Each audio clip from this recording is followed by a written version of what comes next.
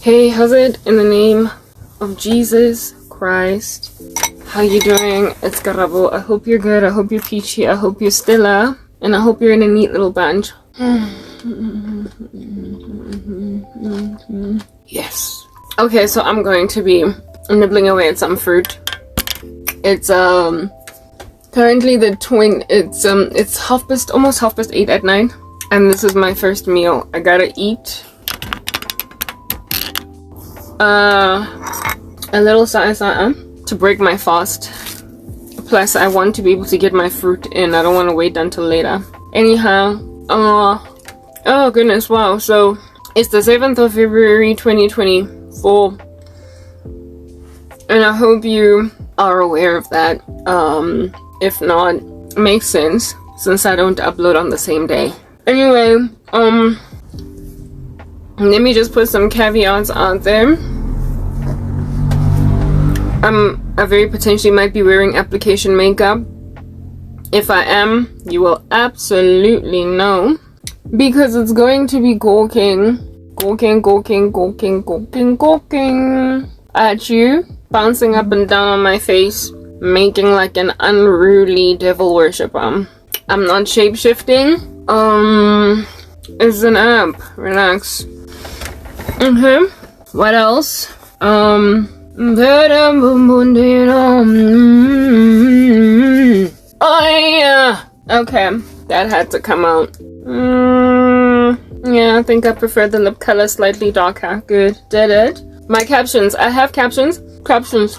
Look out for them. They're not always accurate.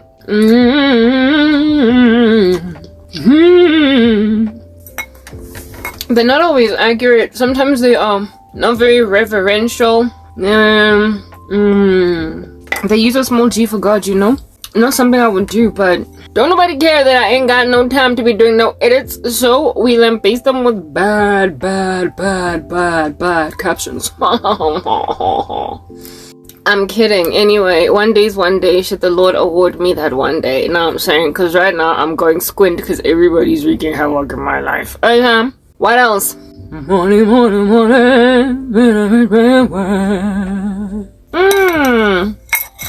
I'm only human after all. I'm only human after all. I'm only human after all. Don't be taking no chances on me, 'cause then I will punch you. You will run into my knife. I'm just saying, don't do it. You're making me violence. It ain't right. I'm only human. If you prick me, I bleed. Oh, boom, boom, boom, boom, boom, boom, boom, boom. Look at that. Look at that. Did I prosper to blush my cheeks?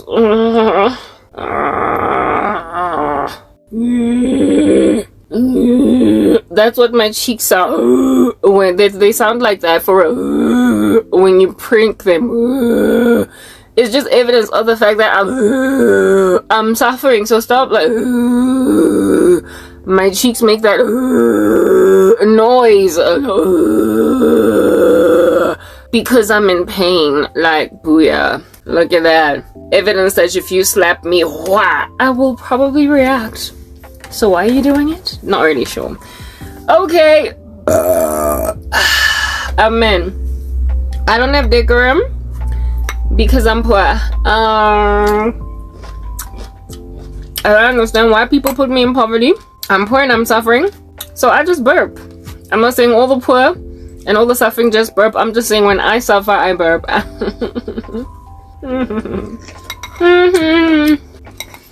You know what, y'all? I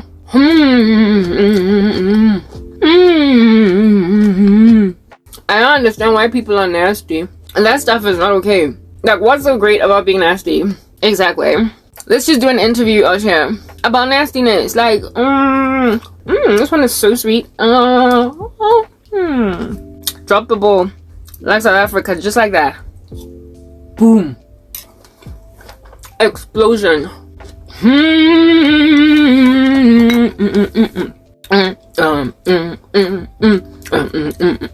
It was so sweet that I had to dance. It was a victory dance because I ate some sweet fruit. So you don't think it's worthy of victory? I say it's worthy! Anyway, you know, we're not doing this. Except it appears we are. No. Anyway. You know, guys, I don't understand people who don't cut up fruit in half or first to check if there's no worms in the center or what. Y'all gonna be met with some problems, challenges out here biting into a pear just like that. You gonna meet a maggot, and that worm dieth not unless it's in your mouth. Don't eat maggots. Don't do it. It's like witches. Don't know why they start doing witchcraft, because that's like eating maggots. Is that like a thing, a dish? In your country. In your devil-worshipping country. Seeing as the Kingdom of Darkness is a whole country on its own. What's your eating maggots? It's like fear factor. Look, I'm tired. I'm exhausted from all this persecution. Attack. Harassment. Ridiculousness. And more. I'm very exhausted. Hey. Anyway, you know, I don't really know when any of this stuff is gonna end. But when people are sick and tired, they're sick and tired. They're sick and tired. When they're sick and tired, they're sick and tired. And I'm sick and tired. Are you sick and tired? Are you sick and tired? Are you sick and tired? I mean, it's literally, it's a valid question. It's a valid question. Huh? Are you sick and tired? Are you? But you are living dangerous, aren't you? You are living dangerous. I don't really know why people are living dangerous, but they are. I am living dangerous.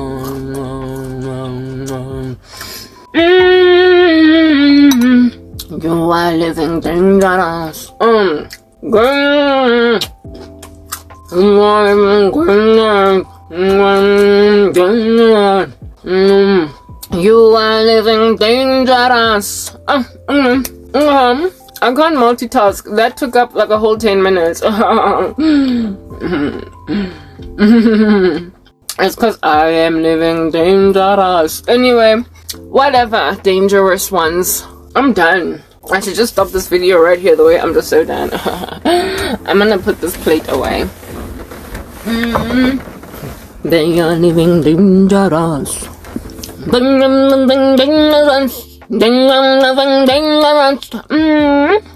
Even my hair be out of living dangerous. Anyway, I don't know, you know, guys. I don't know why people like living dangerous. Not dangerously, but like dangerous. Anyway, they are living dangerous. Dangerous. They are living dangerous,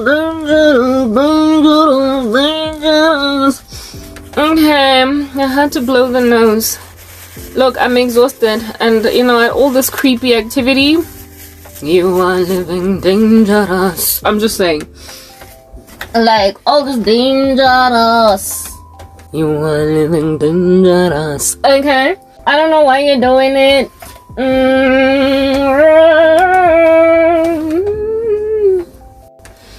I don't know.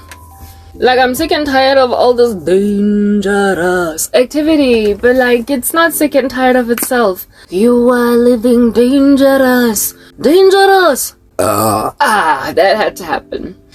You are living dangerous. You had to give a lawyer. Me busy going back to the drawing board. Le busy le holla back to the drawing board, yeah. Le busy le holla bam bam bam bam bam bam bam.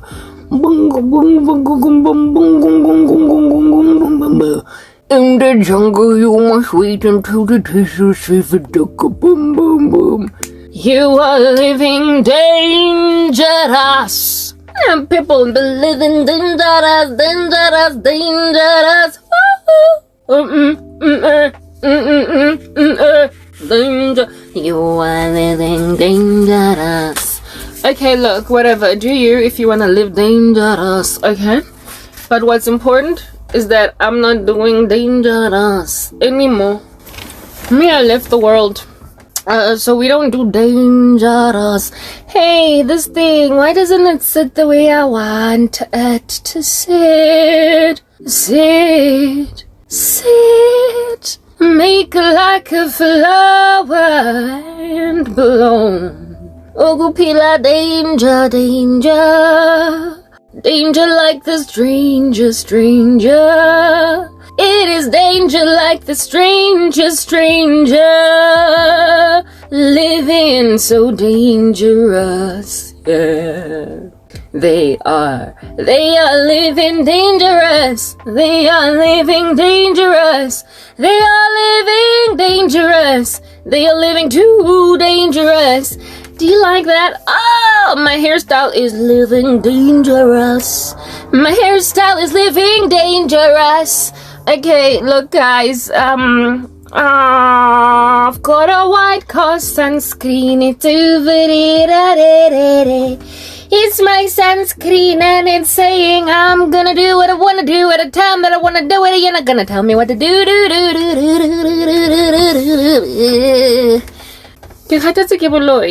Because people are living dangerous. Dangerous. Woo-hoo. I'm not feeling the fact that people be living dangerous. My cousin is living dangerous. She's in some fire. Like, that chickie be like, I am living dangerous. She's even got bravado with that danger. Like, she out here bashing her chest. I am living dangerous. Even Karabo, I'm coming for you with a wish you could have too. Goodness gracious, that done caused some problems on my chest. I'm feeling sick. Because somebody's living dangerous. I have a cousin that's living dangerous because she's literally on the precipice of death. Because I went to her like, Chiki, you are living dangerous. And when I cousin, I'm telling you right now, you are living dangerous. Y'all need to understand I'm shielded by the God of the universe. I am sick and tired of people thinking that it's only a matter of time before I do certain things. All I can say to you is, you are living dangerous.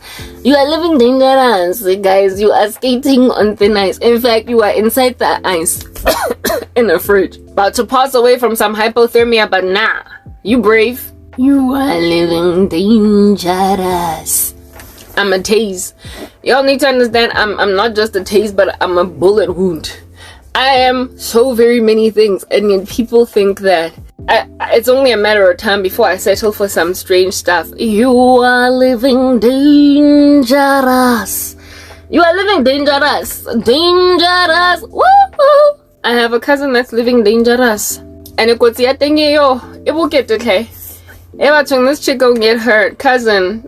Okay, as in, like, you are living dangerous.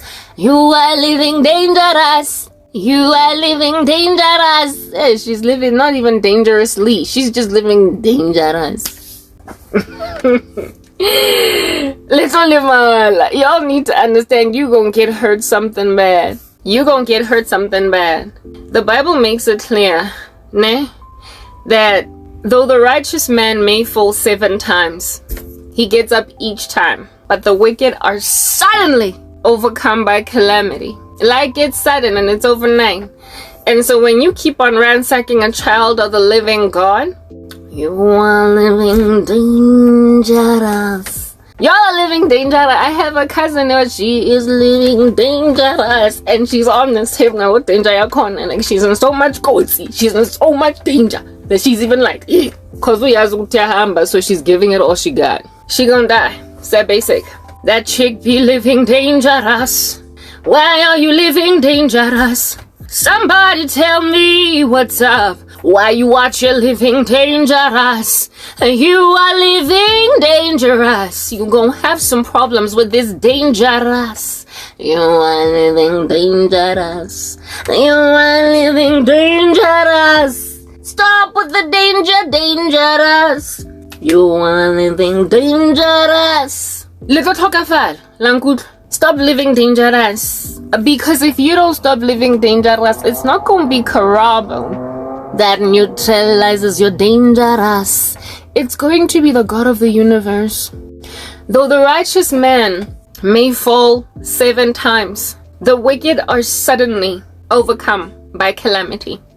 Come quickly, Lord Jesus, is only stuff that is spoken of in the scriptures, because that's literally what God usually comes as when he does come, when he does rescue, when he does finally do something, because he tarried for the sake of the wicked repenting. You who are living dangerous will find yourself suddenly in the abyss. And I have a cousin that I will have been telling for a minute that she's living dangerous. Girl, stop living dangerous. I will have been telling her to stop living dangerous for so long that when she finally lands in the abyss, she's gonna be like, oh, nah, I guess I was living dangerous. And now I'm dangerously, eternally condemned. Tlogelang ho ntso go beya bana ba morena Jesu kotsing, cause ke lona bele tipeya kotsing. Stop putting God's children in danger, cause you're the ones that are living dangerous when you do that. You are literally living dangerous, and I don't know why you keep on living dangerous. I am living dangerous. I'm living dangerous. I'm living danger. I'm living dangerous. That's all I've got to say. Like proper. Leave us alone. Because if you don't want to leave us alone, you are living dangerous. Leave us alone. Yes, and you feel dangerous. Y'all don't believe me. It's all good in the hood. You don't guys to believe me, but at the end of the day, Uma uzo pila dangerous. It is my prerogative to keep on warning you all the way up until you go to hell. Literally, people tend to get told that they're en route hell all the way up until they breathe their last. All the way up until it's like finally over. Living dangerous. All the way up until it's done with. The situation has been eradicated. The comatose conglomerate is now finally coded, so ain't no need to be putting this thing on machines that life support anymore. Let's call it. Like, what time is it? Okay, whatever. Let's go bury some people. Let's have a funeral.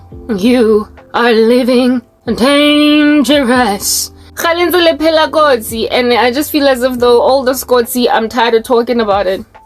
Wicked men, wicked women, listen up. Cousin Yaka, do like if it pits it like she udlanza chichiriza icing. She's always out here like sliding on some ice. She's always out here skating on it. She's always out here like tripping on it. And so far she hasn't fallen altogether, and so she imagines that it's only a matter of time before I do what she wants me to do. Girl, you are living dangerous.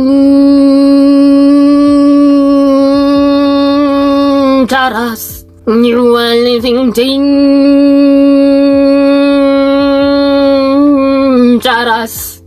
You are living dangerous.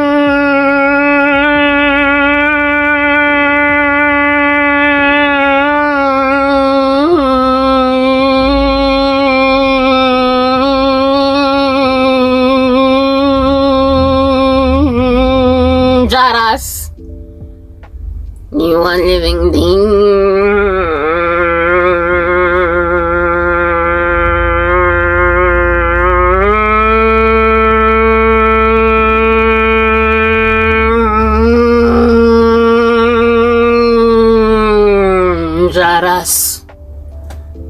You're living dangerous.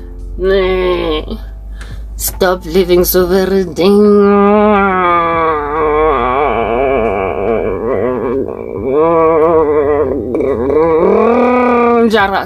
Because you even make some people's eyes twitch.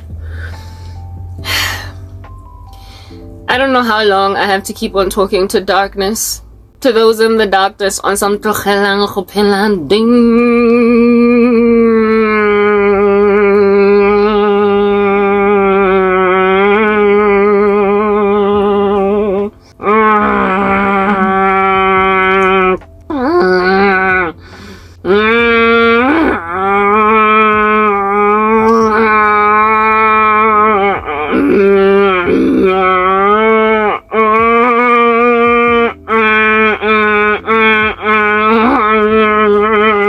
dangerous.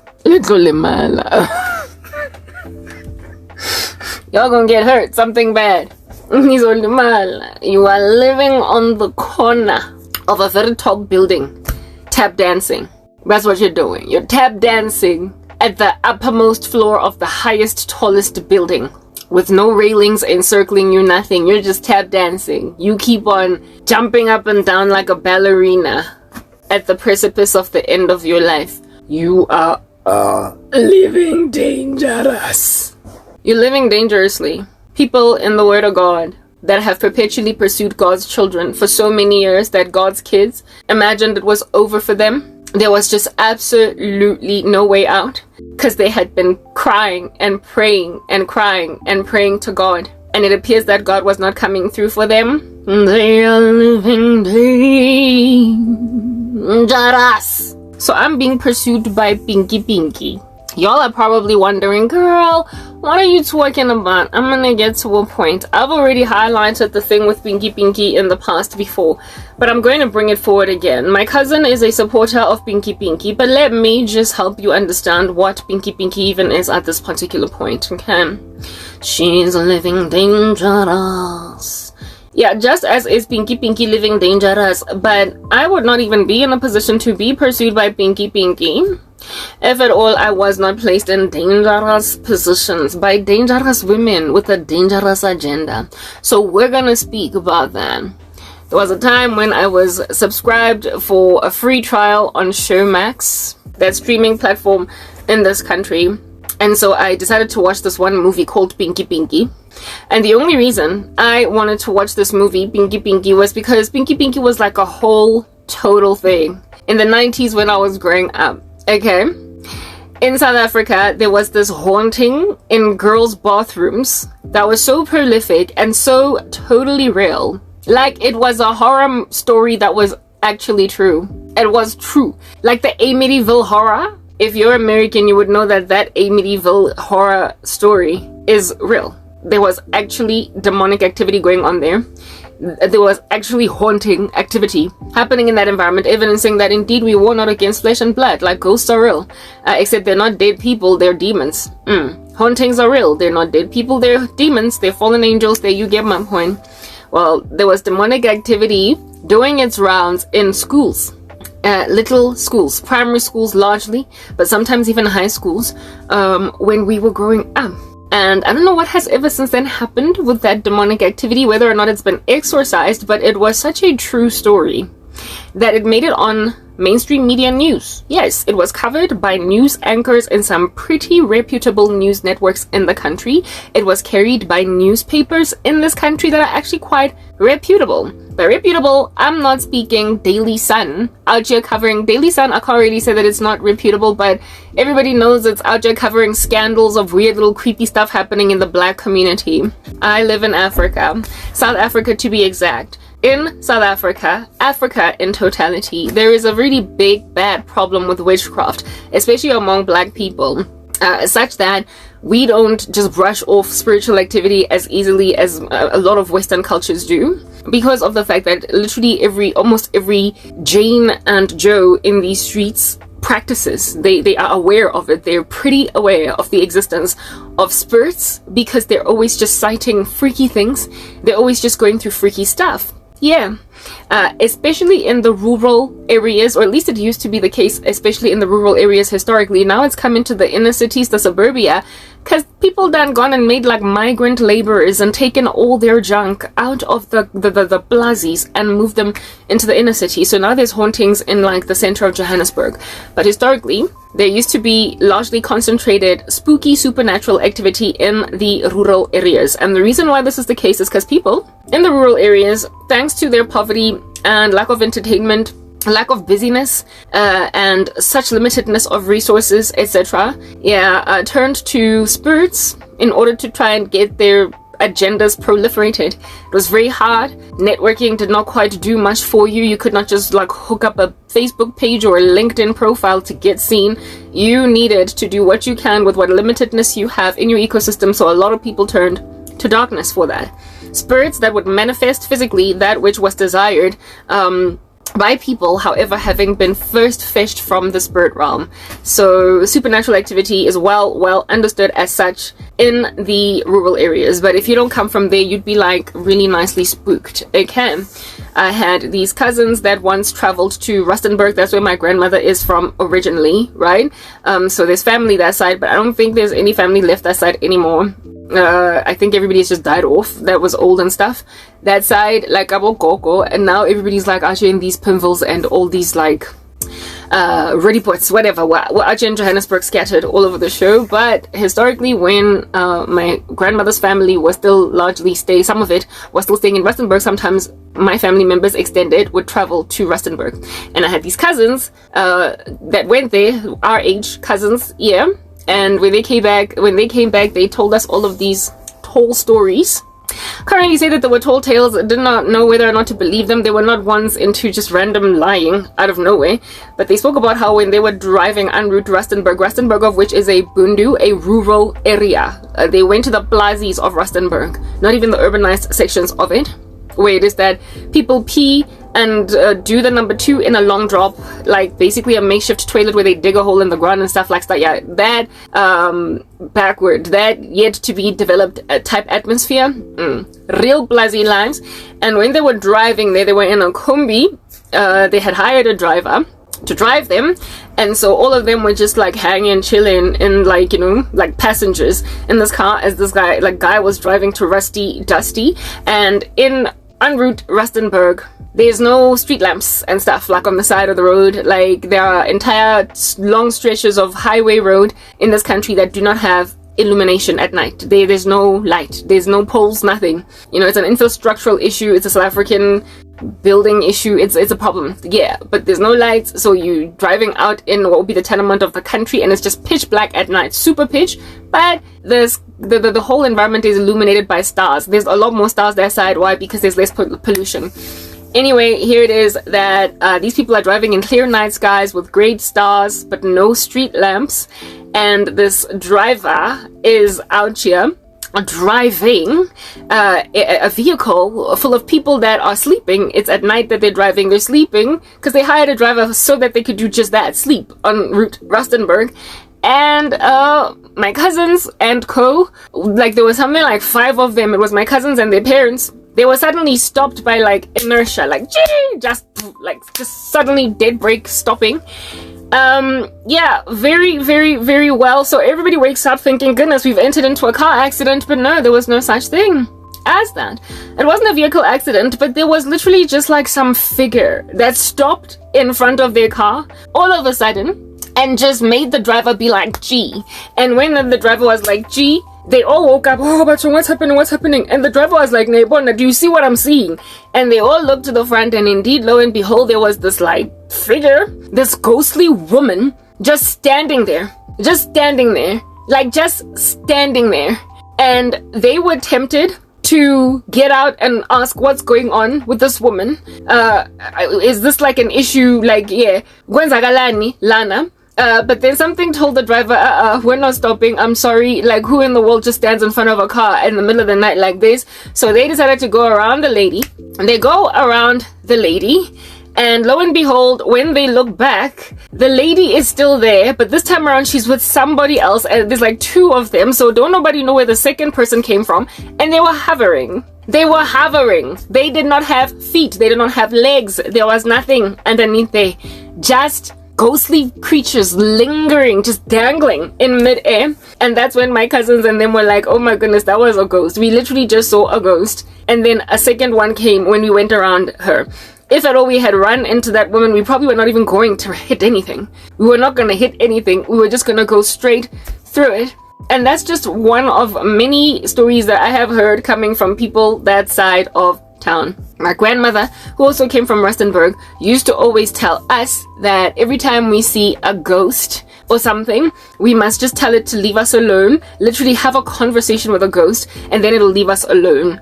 Who in the world is trying to talk to a ghost? You just run scared. But my grandmother was thoroughly into the business of counseling us how to deal with ghosts. Even when she was in Johannesburg, we never go Soweto. We never saw any ghosts in the house that we were living in Soweto. But my grandmother grew up in the rural areas of Rusty Dusty and was literally trained 101 how to deal with ghosts. Okay, yeah. That I personally have never seen a ghost. I have seen a shadow figure just kind of passing by the side of my eye once when I was living in Naturina in the season of mine with all of this suffering. And that's the closest thing I've ever seen to a ghost. And even then, I could even blame it on perhaps, you know, lighting. I don't know. Like every so often you have like a blind spot here that would make you feel like, you know, lighting. It feels like maybe it's just like a shadow passing, but it looked like a whole girl, a woman that was fully grown, a black figure just swooshing past. Immediately after that, I was like, God, you know I'm not that girl. Please, I don't want to see stuff. I can dream it, I can see it in a vision, but do not let me see things in waking life because I'm not going to survive. Ever since then, I've not seen anything of that nature ever again. Neither have it like in waking life, because God, I guess, honored the fact that I cannot be seeing ghosts. I can't. I already have a very active dream space. I already have a very active vision space. I already have a very active spiritual space that is respectably, obviously not of this plane. I don't want to see these things in this plane. I don't want to see them. But I do know that they exist only because I'm a Christian. Only because I'm a Christian and I believe what the Bible has to say about them, because I have not personally dealt with them, but I've been scared a whole bunch by people telling me all of these urban legends in the come up. Now, I spoke about all that at length about ghosts and whatnot in Rusty Dusty to help you understand just the prolific amount of devil worship that happens among black people, especially when they're in poverty. It is so bad that they open little portals wherever it is that they're at, seeing as they practice so much darkness, and these entities break through into our plane. They chill in the earthly plane and leave their second heavens plane, and then they stay there. They like to be amidst human beings living on our earth when we allow them corridors to enter. And there's no better way to invite spirits into your earth than through satanic practices, than through witchcraft practices. That's what I'm getting at. And in the rural areas of Africa, much of Africa, there's quite a lot of that being practiced, such that people who live in the rural areas are constantly just sighting stuff. They're always just seeing things. Do you understand? Hauntings, things that go bump in the night, ghosts, ditigoloshi, like, yeah. My grandmother, in the beginning stages of our upbringing in that house, Kotladi Soweto, we used to put bricks or the tin, like paint cans, underneath our beds, because apparently, allegedly, that was how you protected yourself from digoloshis. Like when people have such hard knock superstitions to a point where they would literally mess with the aesthetics of their house to put bricks underneath a bed. So these short little demons don't hop onto your bed while you sleep at night and interrupt you. Evidence is that that is not just a suspicion, but a true belief. It's not just a myth. It can't be a myth, because if at all it was a myth, according to stats, it's bizarre to conclude that something like that is a myth when it is that richly held by so many people where it is that there is nothing in it for them. It's a statistically bizarre inference to make, because it's that improbable that a whole community, a whole village would in concert agree that something is a thing when there is no incentive for them to roll in that belief, when there is nothing in it for them to believe that, and when it would be ideal if such a thing as that was not real, and then they insist that it is, and they go out of their way to provide accounts or evidence of it. It is bizarre to infer that this thing is not real. It's highly likely true, which is why I don't understand why anybody believes that the earth is flat, for the same reasons. And also, which is why it is that in 2024, well, let's rather say 2023, take a little bit of a rewind, there was a whole congressional hearing in the United States of America about the existence of alien biologics discovered, and that this thing has likely been a case since pretty much New Mexico, Roswell, all those alien sightings that they went and inferred people were crazy concerning having, all of those abductions that people claim they were endured under, that were reported by so many people in concert, especially in certain concentrated regions. They first put it under the carpet and blamed them as kind of loco, only for them to rock up in 2023 with a whole congressional hearing in America saying, hey guys, it's likely very true that aliens are real. So that alone just proves that when people claim something is real and it's in concert and there's lots of them and there is nothing in it for them to come to that agreed consensus in a lie, there's no reason why they would lie. It is therefore science to infer that what they're telling is true. It's just that it is yet to be backed up by empirical evidence. And here it is that we rocked up in 2023 and we discovered empirical evidence because David Grosh decided to go and give his testimony at that congressional hearing in the US last year. And now there's all these other sightings that everybody's talking about, and people are coming on board to believe it more and more because bigger and bigger and more important people are talking about it. So if enough people raise an issue, it's likely true. I was not always this smart, however, neither this educated, and so there was a time when I believed that the whole black community was just silly and that they were all into myths and ghosts. I came to believe that ignorance is bliss and these things aren't true. Witchcraft is not real, even though I grew up with it being spoken about like no man's business in the black community. My grandmother personally used to have a big fat thing about hair. Like whenever it is that we would comb our hair, she would always be like, "Dopa miriri wa gago, pick up your hair and flush it down the toilet, otherwise ba tlo go loya ka miriri." So we grew up being very neat that way with hair, making sure that after combing everything is in the bathroom, in the toilet, not even in the dustbin, lest we should get bewitched. Because she was the super paranoid one that grew up in the center of spiritual harlotry, where people were just doing what they want and opening little portals and enduring, therefore, citizens of Rustenburg to all of this haunting, all of these demonic, attacks. But we were in Joburg, we were in Soweto. So for those reasons, we were in Gauteng. I don't know if you want to call Soweto Johannesburg. It sort of is. Okay. Yeah. We were there. So for those reasons, we like nothing because we were in the cities. We were in urbanized society. We did not see stuff. I personally did not witness anything strange or ominous. Kosoweto, where I was growing up, just stories, nje. I just heard stories. All we heard was stories, but they were never backed up. So when I became a teenager, an older lady, able to make my own decisions in life, I came to what I imagined to be a sound conclusion that no such thing exists, that witchcraft does not exist, that it's not real, and I was not to feel something that doesn't even exist. And people who pay too much attention to it, really, frankly, whatever. You're just disturbing your own peace. Like, you're disturbing your own peace. Thank God I got saved first before I believed that witchcraft was real, because most people don't get saved first. If I had come to believe that witchcraft was real prior to salvation, I would have done what most black people do when they discover that witchcraft actually does work. I would have gone and turned to witchcraft to deal with witchcraft.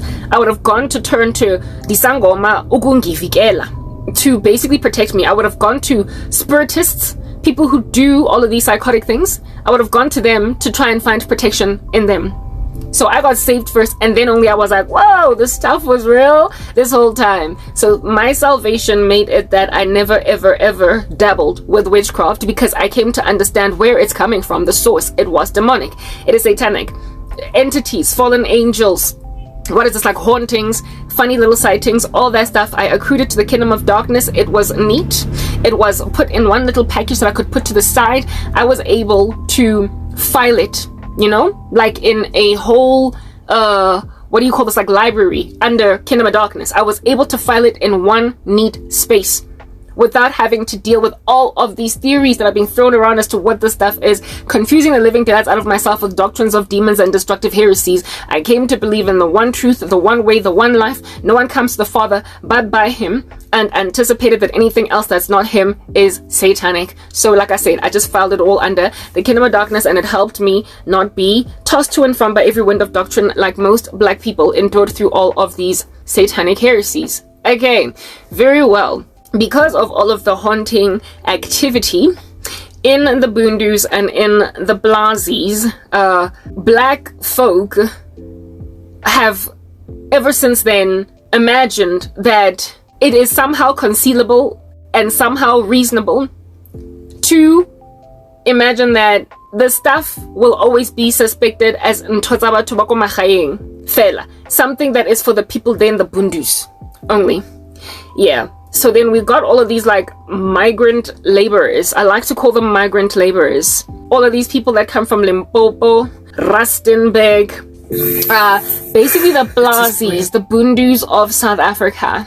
Yeah, they come, they leave where it is that they grew up to find work opportunities, employment in the inner city, in Cape Town, Durban, Johannesburg, basically the major cities of this country. They go over there, but goodness gracious, they do not, just like my grandmother, leave their superstitions behind. They absolutely do not leave their superstitions behind. They train them to churn and all that jazz, even though there's no such hefty spiritual activity going on in the cities. But some of them do not only rock up with their superstitions, training children how to avoid, being caught by the thing that goes bump in the night, but they also in and of themselves were the perps in their town, were they not? They were the perps in the town that they were living in. Laba Puma Kona Laya Rusty Dusty. Where they come from there in Rusty Dusty, where they come from there in the Limpops, yeah, they were not just victims of witchcraft, but perps. I spoke the other day about how it is that people in the rural areas are happy to go and literally stone a person to death because of practicing witchcraft, because they cause so much distress. They cause so much haunting in the lives of people that if they bust you doing witchcraft in that region, they will literally kill you. They will necklace you. They will put a tire around your body, put paraffin around it, and then burn it. So because literally they cause so much strife in those regions to a point where there's hauntings. Like I told you, my cousins claimed to, upon one time going to Rustenburg, as they were getting closer and closer to Rusty Dusty, encountered this ghostly figure in this middle of the street, causing the driver to screech dead brake. And for them to wake up and see these things for what they were, and then they came back and told the story. In concert, they could have just agreed to scare everybody and tell a silly story that's not true. But like I said, statistically bizarre. It's highly unlikely, and there's also nothing in it for them to go and in concert agree about this particular thing. There was no incentive for the mom to lie, just as the children were lying. Everybody was telling the story. So like I said, bizarre to conclude that they were liar, pants on fire, sit on a telephone wire. That whole thing that causes all that ominous satanic activity, I'm doing edits up tops just in case you're wondering, that whole thing that causes all that ominous satanic activity in that region has made a lot of people very averse and therefore excruciatingly hateful, resentful of those who practice these arts, because they make the lives of the villagers rough. So they are happy to literally murder them. These perps, therefore, of sorcery, understand that wherever it is that they travel these streets, they have got to be very discreet, clandestine. They gotta hide their dingy behavior, just as it was frowned upon in the Bundus. It will highly likely continue to be frowned upon when you rock up with it in the burbs. So ain't nobody being a migrant laborer. Y'all know that they are migrant laborers, right? That's what's good. I'm not just sounding like an American complaining about the northern border. Stay away from us, you Mexican and you Chinese. Anyway, stay away from us, you migrant laborers. Don't come to the inner city. They like the border crisis in America. They like the Chinese recorded on TikTok. Military-aged men coming to change the voting demographics of America.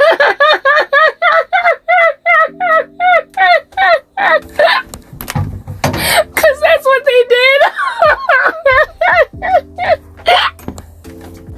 That's literally what they did. If you do not know what I'm talking about, just watch the news. In the US, there's like a whole northern border issue. In Texas, like everybody is coming in. And then it's clear that they're trying to change the voting demographics of America by letting everything just come in. So it's problematic. Yeah, it's really problematic. And even the Supreme Court there has said that the Joe Biden, the state has got a right to remove the barbed wire that Texas put up, etc. The local government there, blah, blah. And migrant laborers, the way that they brought witchcraft into the burbs, it's like, they remind me of the border crisis in America. Somebody was supposed to prevent them from coming. Somebody was supposed to stop them. Like there was supposed to be a tantamount of a governor about working tooth and nail and states supporting him to prevent the influx of military-aged men that are Chinese and Iranian and whatnot from coming in order to change the voting demographics of the nation. But now they brought them into Joburg, gave them citizenship so they can one day vote. And now, like, Johannesburg stinks like so sorry.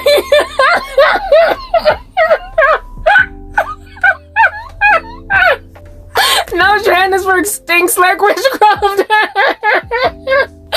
Now there's hauntings in Joburg, yo. Like, I kid you not, it's proper exactly what's gonna happen to America.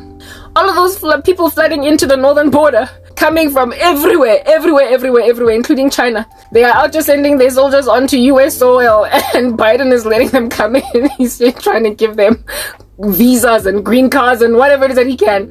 Yeah, ultimately there's gonna be a war. Like, proper, Americans are gonna be displaced. They're gonna end up as refugees. They're gonna leave their own country because it's gonna be war there. I spoke about that yesterday, and that's exactly what has happened in South Africa.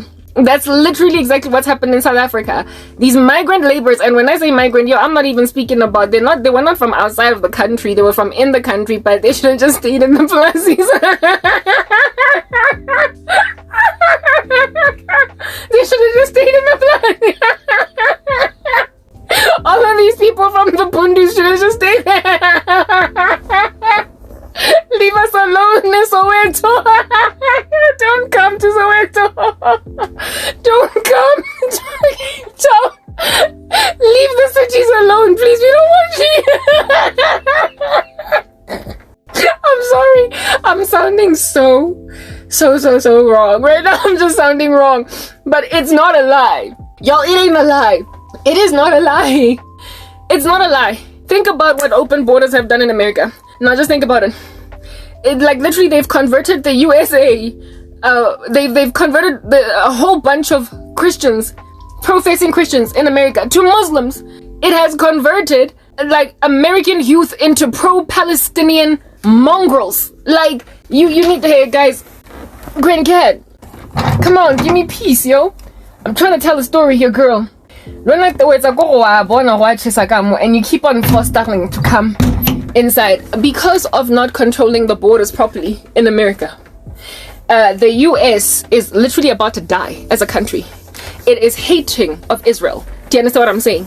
And the reason why that sentiment has changed, that the American patriotism has literally been filed down, is because of the fact that Americans have been watered down by letting their youth get indoctrinated by outside ideology. That's literally what happened to America. And I'm not even going to say that it's what's happening to America. It has happened. It's a done deal. It's finished. They have filed down on Christianity. They have invited all different kinds of random rubbish because they've allowed their children to get trained by Osama bin Laden. Like, that's what you need to understand. That's what happened. And it's still happening through this liberal random president called Joe Biden. And so now they're facing the status of being refugees one day in the future because they're going to have to leave their own country because it's no longer habitable. It's literally been invaded. It's that basic. And in South Africa, the equivalent of that is all of these migrant laborers. I'll call them migrant laborers because when I used to do, was it history? Yeah, it was history in grade 9.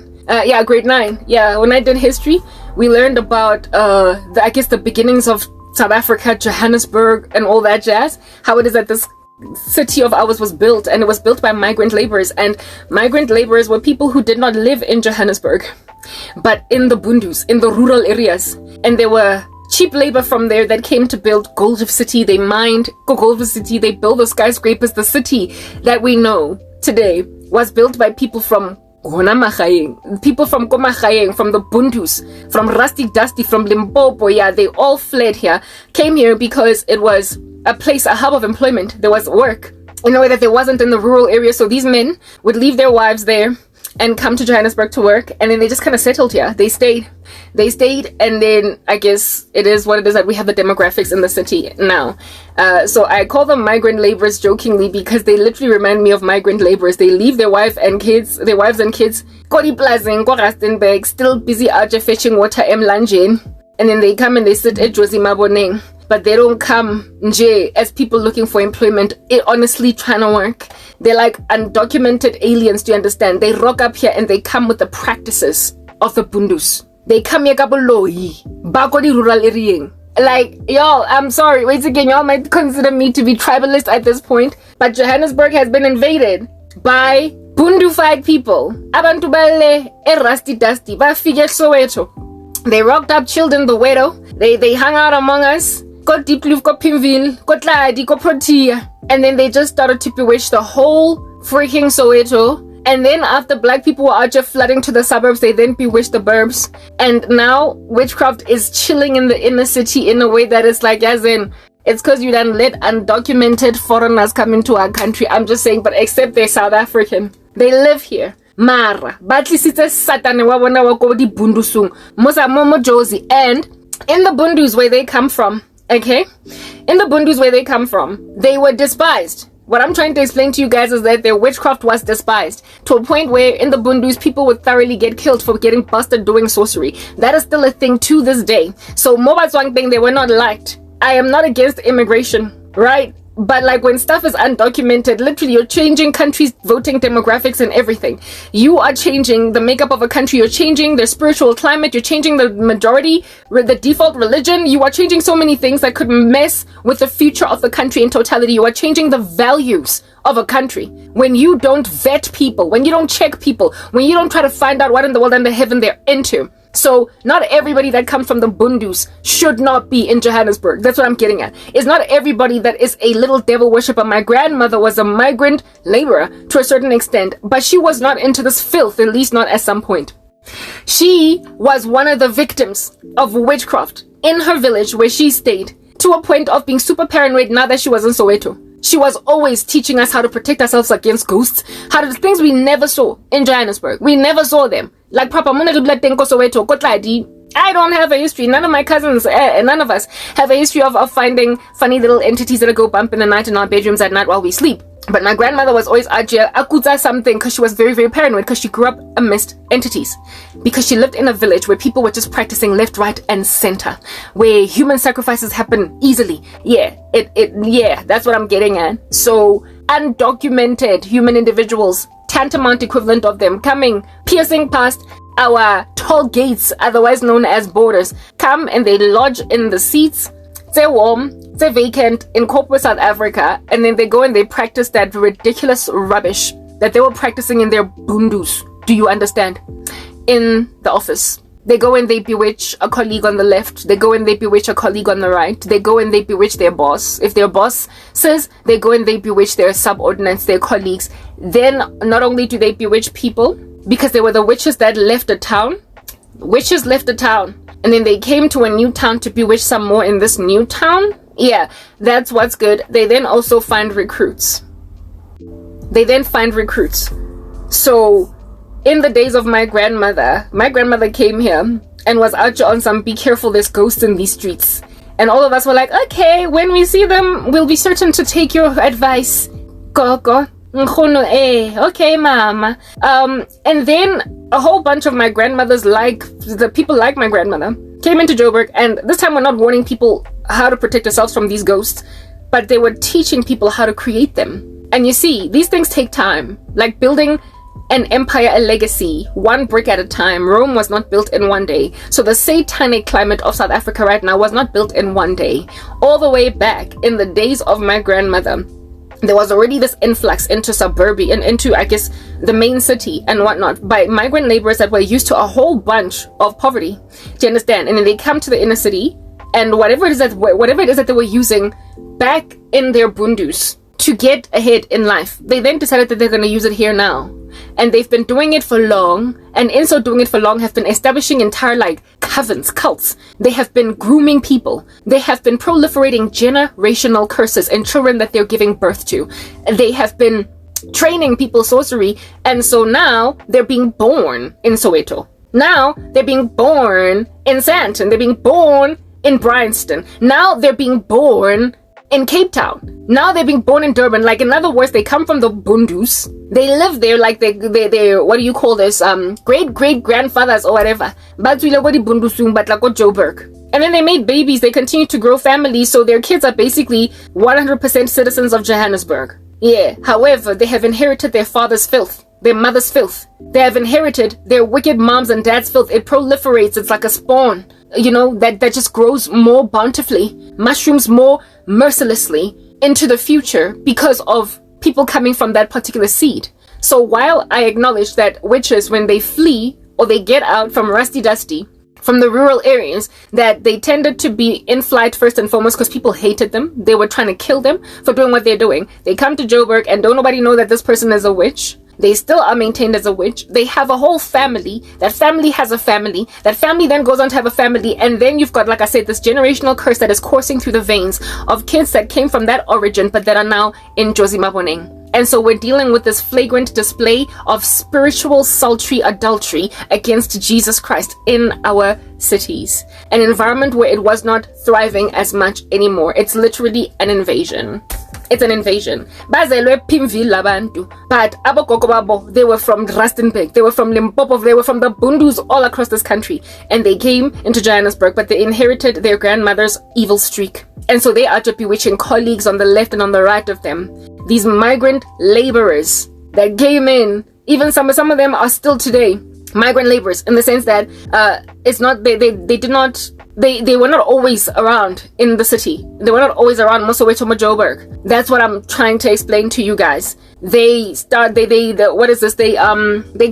from Rustenburg. They come from Rustenburg. Like, I knew of a chick at MTN Onazwa Limpopo, Kodi Plazing says that thing, like where it is that she grew up making mud huts and everything. Like, yeah, Tara, the type she grew up in that type of establishment and she ended up working at MTN, and lo and behold, she rocked up in Johannesburg, stayed here she studied here. She studied here and then stayed here, got a job here in Joburg, and then once she was employed in corporate South Africa, made a decision that, guess what, I'm going to go to Karabo. I'm going to bewitch Karabo so she doesn't get a husband. I'm going to make doubly sure that Karabo does not get married and that her career is thwarted. There's a guy that I dated that was from KwaMaphumulo, Amabundus, Amaplazi, KwaZulu Natal. I told you guys, there's 3 major cities in this country, and everybody floods to them when they're trying to find work. And the easiest way to flood to the inner cities is if you come from that particular province, or close to that particular province. This guy was already from KwaZulu Natal, but he was from the Bundus of KwaZulu Natal. He wasn't from Durban, right? He wasn't from the inner city, and he was like, I'm sorry, this is too dry for me. I need to go and get myself a career. By all means, if you want to grow and make your life a little bit better in the burbs, you know what I'm saying? Yeah, by all means, bagamara oskatutlisa nyoko ele yako di plazing yako le ruling. Mohara in a city, you're gonna mess with the peace that frankly all of us have created. Like, what are you doing? Wenzan Lomun Lona left KwaMaphumulo yake waya at Durban first, and then Durban was not big enough. He wanted the real big chunky Johannesburg experience. Finally moved to Johannesburg, also through education, studied through an institution in Johannesburg, and then just stayed. He lodged Marana. He never ever left KwaMaphumulo Emfa. He never left all of that demonic worship of the Bundus. He never left it. Wazozama lenja lena ugyo chatisa ngenkani ngekorobela icheri. That was always all up in these Soweto streets, like proper. Alola Dandefela, some snob from Soweto, and decided to go to me. I'm going to give you the experience of Amaplazi Wetu. I am going to put you in the hardship of women abakotisayo in the Bundus. I want women to be as raw and as undiluted by the sun and by the streets and by these lights. It's electricity. I don't want umfazi that's diluted by that. A typical Plazi woman, but I like you. You're pretty, so I'm gonna make you Plazi. I'm gonna make you Plazi. I'm gonna make you like the raw virgins of KwaMaphumulo, Karabo, Ngzokuthatha, and I'm going to make you umfazi wamZulu. I ndoda yazi, thank God I got born again. Because if I wasn't saved, if I was not saved, angazi who I'd be married to today.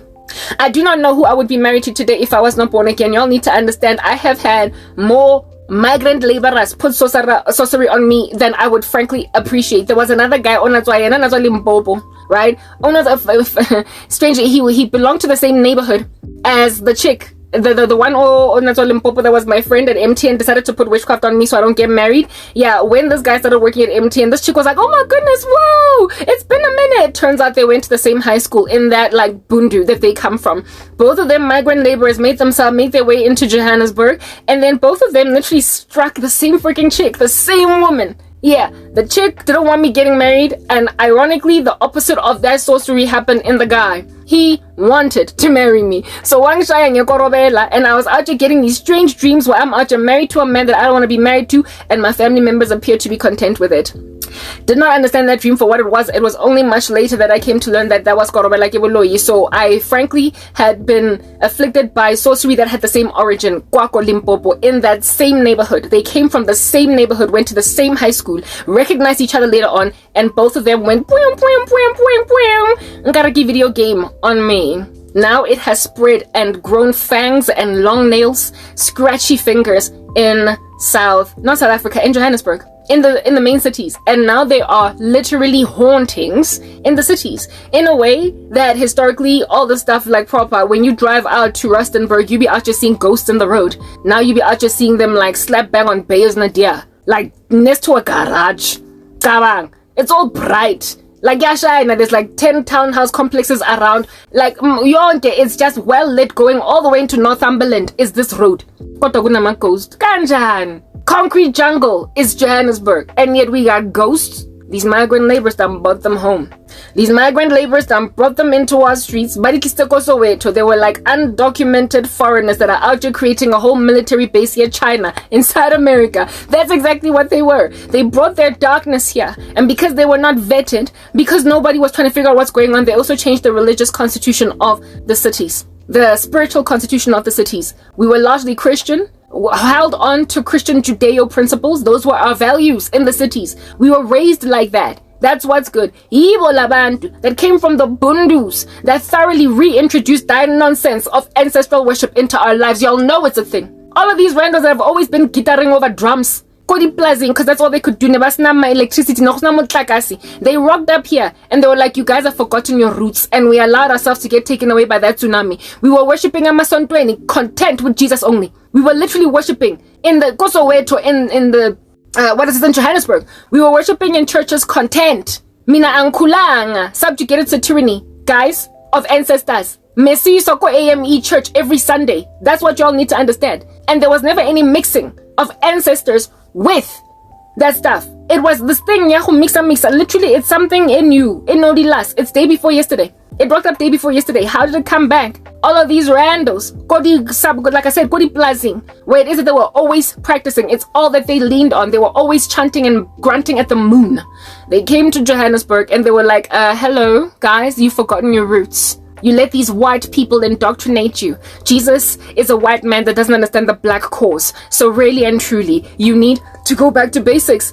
Namtatu credo mutowan. You went and grabbed all of these people with their nasty influence, and now you have apostatized ever so haughtily against the God of the universe. And with your apostasy, have you now opened more and more portals inside Johannesburg, in your inner cities, in your basically center of industry, in your countries, and so decimated your nation's economies with darkness. You have literally caused bumps in the night, in the streets, in your countries. You have made your lands insufferable. You've made literally Johannesburg the center of it, just like somewhere in Jefelakole Ruling, Lesenang Tar, Lako Rustenburg. You did that. You done put Johannesburg on a gravel road, making it hard for your cars to drive there on, causing a whole bunch of skid marks and insurance not paying because your vehicle's tire tracks were not thick enough on all of that gravel road. That's what's good. You went and grabbed Leroy, we're taking face beat powder, Johannesburg, and you expected that you're gonna survive as an entire metropolis proper. The country's dying because and you've like haunted our inner cities. You've haunted our inner cities. You've created eerie, spooky outcomes for people's lives that are only representative of those that which used to be experienced by Batubakuri Plazing Fela. People in the rural areas were the ones that just went missing. Don't nobody know what happened. People in the rural areas were the ones that were shape-shifting. People in the rural areas were the ones that were burying children every 3 weeks. People in the rural areas, because of human sacrifices, rituals, people in the rural areas were the ones that were met with so much poverty and indiscretion, unable to go anywhere, but they blocked and but they frozen straight too, but move, and everybody being aware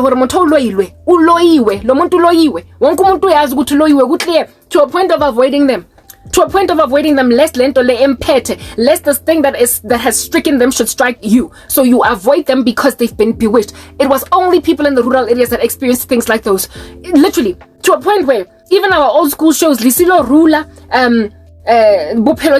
blah blah, all of these shows, that long ago, whenever there were hauntings, whenever there were hauntings or funny little eerie activity, these shows were always aired in regions of the country that were generally blasé. They were generally blasé because that is where the stuff usually happened, largely. I mean, of course, people have always been practicing nasty, dingy things in Soweto. Witchcraft has always been ubiquitously practiced, but just the concentration of it to a point of creating the kind of frozen life that I have right now, this eerie, freaky, crazy thing that's happening with my life, that was a rural area epidemic only.